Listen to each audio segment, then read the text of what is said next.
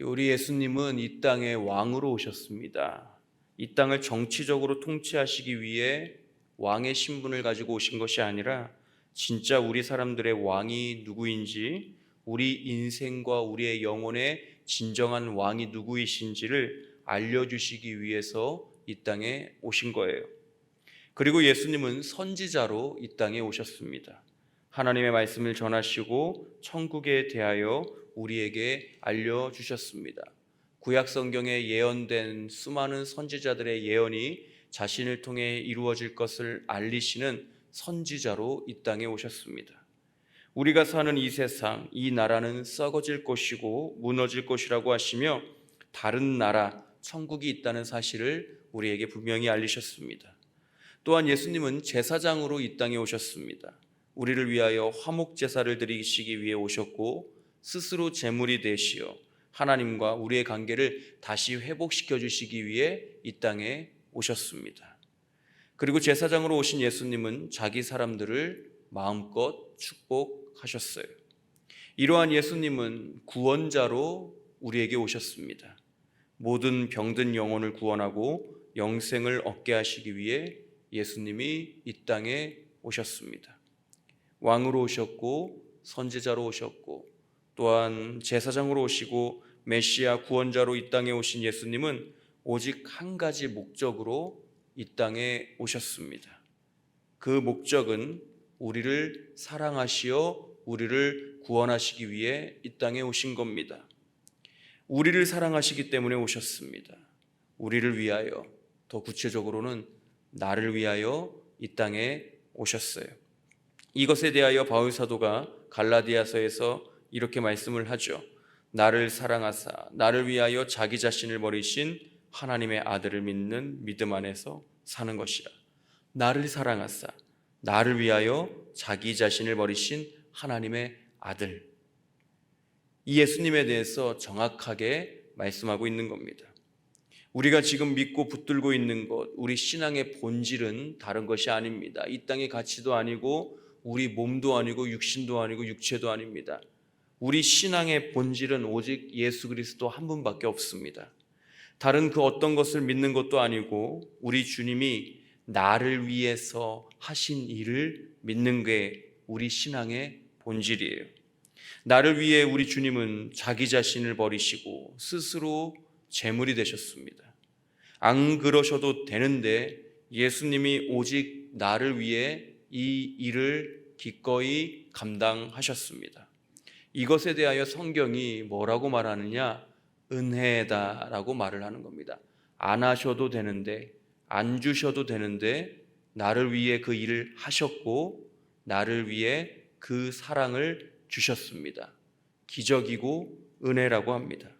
더럽고 추악한 나를 위해 예수님이 이 땅에 오셨습니다. 오늘은 예수께서 나를 위해 행하신 일 두 번째 시간으로 잡히셨습니다 라는 제목으로 하나님의 은혜를 나누고 오늘 이 새벽에 기도의 줄을 잡도록 하겠습니다.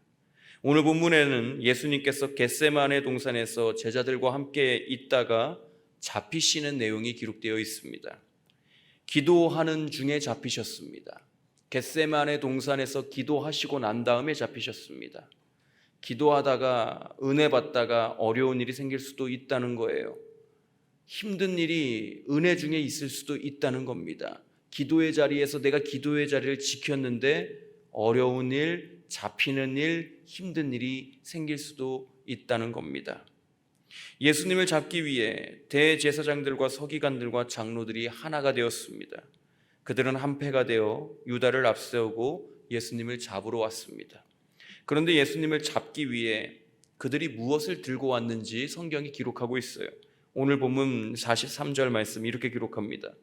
예수께서 말씀하실 때에 곧 12 중에 하나인 유다가 왔는데 대제사장들과 서기관들과 장로들에게서 파송된 무리가 검과 몽치를 가지고 그와 함께 하였더라 라고 기록합니다. 검과 몽치를 가지고 예수님을 잡으러 왔습니다.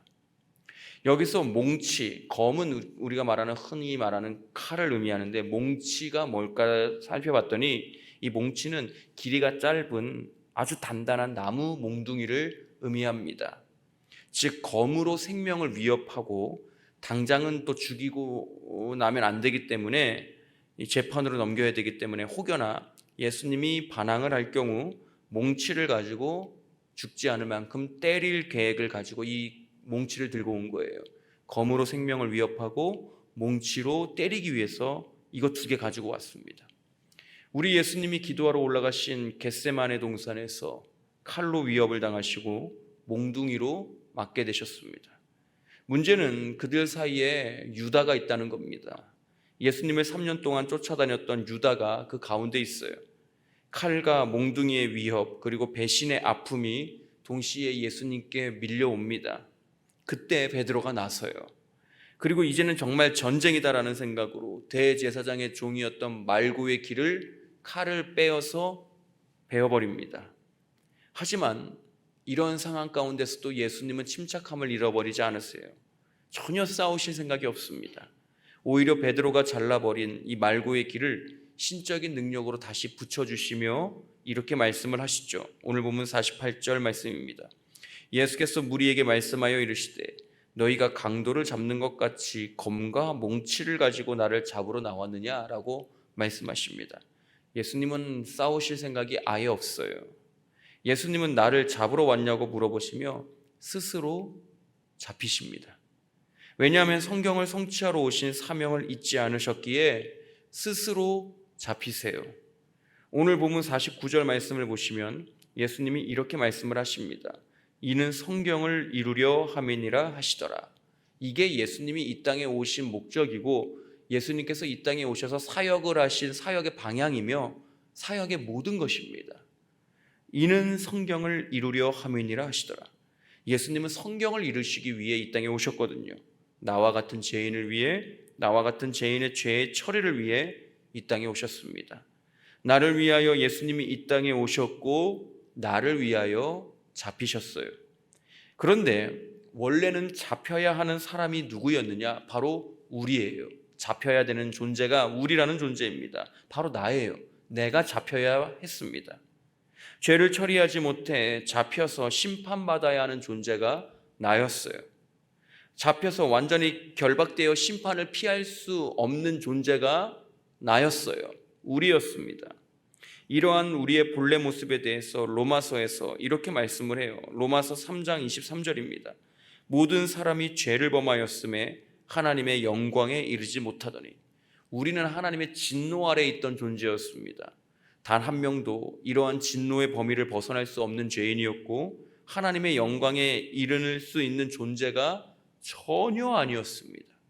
하지만 하나님은 나를 위해 독생자를 보내셨어요. 그리고 나의 모든 죄의 값을 아들의 피로 치르게 하셨습니다. 속량의 은혜를 베푸셨어요. 말씀을 한번 보죠. 로마서 3장 24절 말씀 이렇게 기록합니다. 그리스도 예수 안에 있는 속량으로 말미암아 값을 치렀다는 겁니다. 속량으로 말미암아 하나님의 은혜로 값없이 의롭다 하심을 얻은 자 되었느니라 라고 기록합니다. 우리는 돈을 낸 게 없어요. 우리는 값을 치른 게 없어요. 우리는 희생한 게 없어요. 그런데 하나님의 전적인 은혜, 예수 그리스도 독생자의 피로 말미암아 그 모든 죄의 값이 치러졌고 우리는 은혜를 받았습니다. 이게 은혜라는 거예요. 기적이라는 겁니다. 원래 우리는 사탄이 한 고소로 인하여 사망에 잡힐 수밖에 없는 운명이었어요. 그러나 그 비참한 운명을 우리 하나님이 나를 위해 아들을 십자가에 못 박아 매달고 죽이시고 피 흘리게 하심으로 완전히 깨뜨리셨습니다. 그리고 우리에게 참된 자유를 주셨어요. 예수님이 나를 위해 스스로 잡히셨습니다. 오늘 보면 46절 말씀 보시면 이렇게 기록을 합니다. 그들이 예수께 손을 대어 잡거늘 이라고 말입니다. 예수께 손을 대어 잡았습니다. 내가 당해야 하는 칼과 몽둥이의 위협을 당하셨고요. 내가 잡혀야 하는 운명을 예수님이 스스로 당하셨습니다. 다 내가 당해야 했던 거예요. 내가 칼로 위협당했어야 되고요. 내가 그 몽치로 위협을 당하고 맞기도 했어야 되고요. 그리고 잡히기도 해야 됐던 것이 원래 내가 해야만 했던 일입니다. 그러나 성경의 성취를 위해 그리고 나를 사랑하사 나를 위해 예수님이 스스로 잡히셨습니다. 그런데 사실 예수님은 원래 그렇게 무기력하게 잡히실 만한 분이 아니죠. 마태복음을 보시면 오늘 본문과 같은 장면에서 예수님께서 이렇게 말씀하신 내용이 기록되어 있습니다. 말씀을 먼저 읽어드릴게요. 마태복음 26장 53절 말씀, 이렇게 예수님이 말씀하십니다. 너는 내가 내 아버지께 구하여 지금 12군단 더 되는 천사를 보내게 할 수 없는 줄로 아느냐라고 말씀합니다. 예수님은 본래이신 분 하나님의 아들입니다. 공생의 기간에 죽은 자를 살리신 분이에요. 병든 자를 신적인 능력으로 수도 없이 고쳐주실 분입니다. 그뿐만 아니라 오병이어 사건을 통해 엄청난 기적을 베푸시고 또 배부르게 하신 분입니다. 예수님은 사실 검과 몽치 따위로 잡히실 만한 분이 아닙니다. 위협당하실 만한 분도 아닙니다. 콧방귀 끼실 상황이었어요. 하나님께 구하기만 하면 12군단, 즉 한 군단이 6천 명 정도 되니까 7만 2천 명 정도가 되는 천사를 보내주신다고 하잖아요.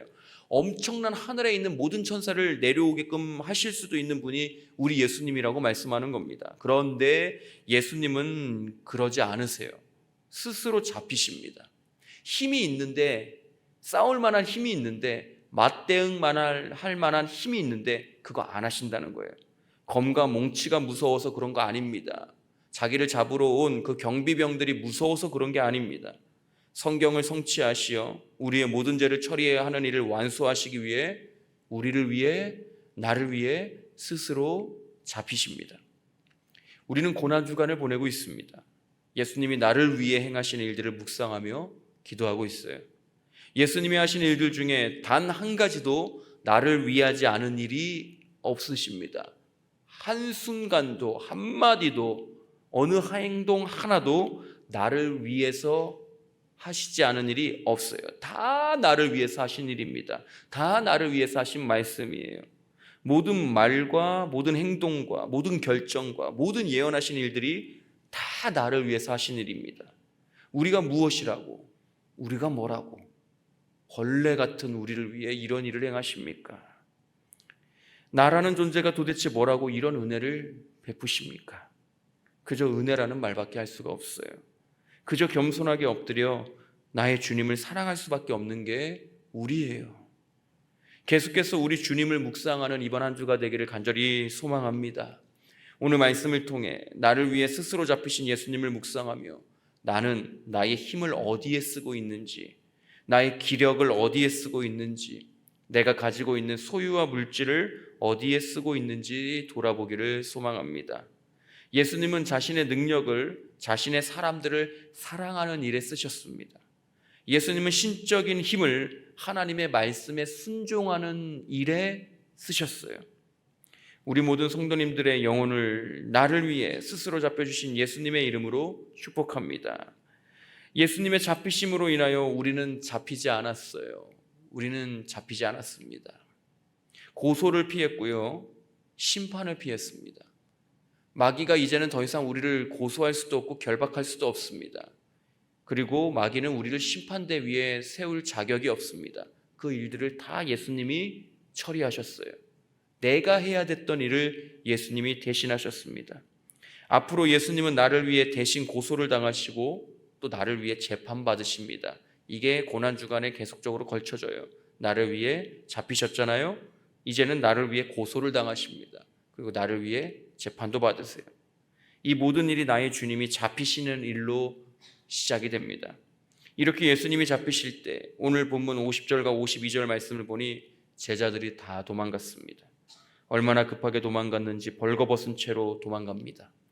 내가 당해야 하는 배신감, 내가 당해야 되는 외로움도 우리 주님이 다 당하셨습니다. 이러한 수치스러운 일을 마다하시지 않은 이유, 예수님이 나를 사랑하시기 때문에 그렇습니다. 내가 뭐라고, 우리 사람들이 뭐라고, 나라는 존재, 벌레만도 못하는 내 존재, 한낱 먼지 같은 존재, 내가 뭐라고, 나를 위하여 예수님이 다 담당하셨습니다. 이 진리는 너무나도 명확해서 오늘도 나를 은혜 아래에서 살게 하는 힘이 됩니다. 예수님을 정말로 믿고 정말로 사랑하는 우리 모두가 되기를 축복합니다. 오늘 하루도 온전히 예수님이 나를 위해 잡히신 일을 기억하며 나는 예수님 덕분에 자유함을 얻은 존재라는 것을 분명하게 믿으시기를, 그래서 그 은혜와 그 자유 안에서 믿음과 감사로 살아가고 이번 고난주간 한 주를 은혜로 살아가시는 우리 모든 성도님들 되시기를 주님의 이름으로 간절히 축복합니다.